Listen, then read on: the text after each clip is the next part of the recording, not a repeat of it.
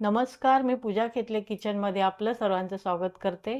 आज आपण करणार आहोत एग रोल. त्यासाठी लागणारं साहित्य ते मी 3 अंडी बॉईल करून घेतलेत, एक बटाटा बॉईल केलेला आहे, अर्धी वाटी पोहे धुवून घेतलेत, नंतर एक टोमॅटो आहे, एक कांदा, कोथिंबीर. त्यानंतर लिंबाचा रस आहे अर्धा लिंबाचा, तेल तळण्यासाठी आहे, तिखट 1 चमचा, हळद अर्धा चमचा, 1 चमचा जिरा पावडर, 1 चमचा धना पावडर, 2 चमचे असं आलं लसूण मिरचीची पेस्ट आहे, नंतर हिंग पाव चमचा आहे, तर गरम मसाला 1 चमचा आहे. त्यानंतर हे लावण्यासाठी रवा मी बारीक घेतला आहे अर्धी वाटी, नंतर कॉर्नफ्लॉवर घेतला 1 चमचा आणि 1 चमचा तांदळाचं पीठ. आपण आता हा बटाटा इथे किसून घेऊया किसणीने.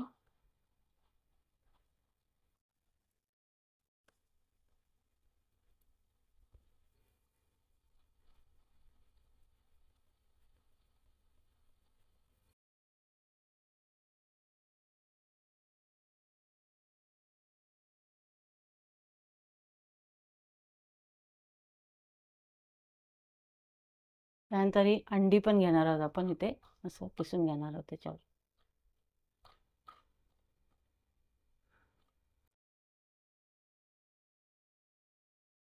असं आपण हे किसून घेऊया.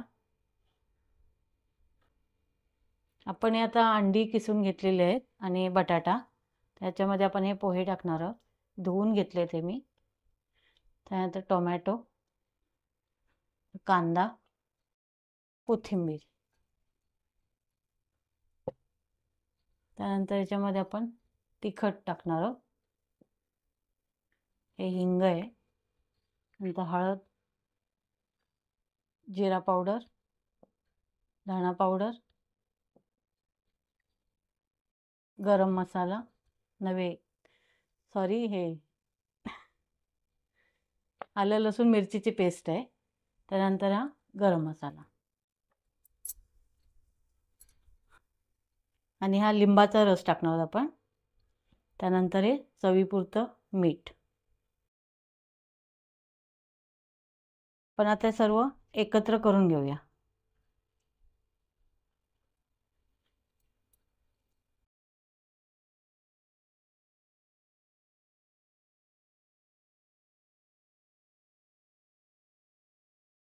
आपलं हे असं पीठ चांगलं मिक्स करून झालं, असं गोळा करून घेतलाय. आता आपण ह्याचे रोल करून घेऊया.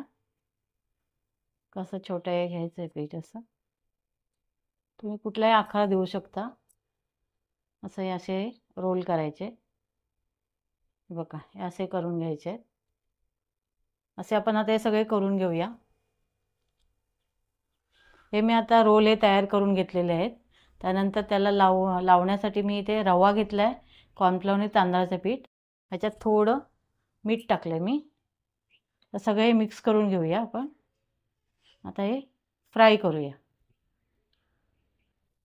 आपण आता पॅन गरम करत ठेवलेला आहे, त्यामध्ये तेल टाकणार आहोत. आपण हे शॅलो फ्राय करून घेणार आहोत रोल. त्यासाठी मी इथे स्लरी तयार केलेली आहे कॉर्नफ्लॉवरची. ह्याच्यामध्ये डीप करणार आहोत आणि रव्यामध्ये घोळवणार आहोत.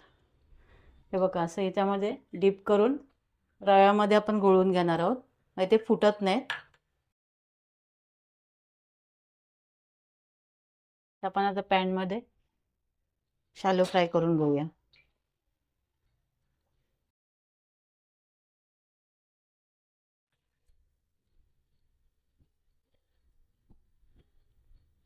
हे आपले आता चांगले शॅलो फ्राय झालेले आहेत, मस्त असं क्रिस्पी झालेले आहेत. आपण हे आता काढून घेऊया. हे आपले तयार झालेले आहेत एग रोल. हे तुम्ही सॉस बरोबर, चटणी बरोबर, कशाबरोबर खाऊ शकता. खूप छान लागतात. माझी तुम्हाला रेसिपी आवडली असेल तर शेअर, लाईक अँड सबस्क्राईब करा. धन्यवाद.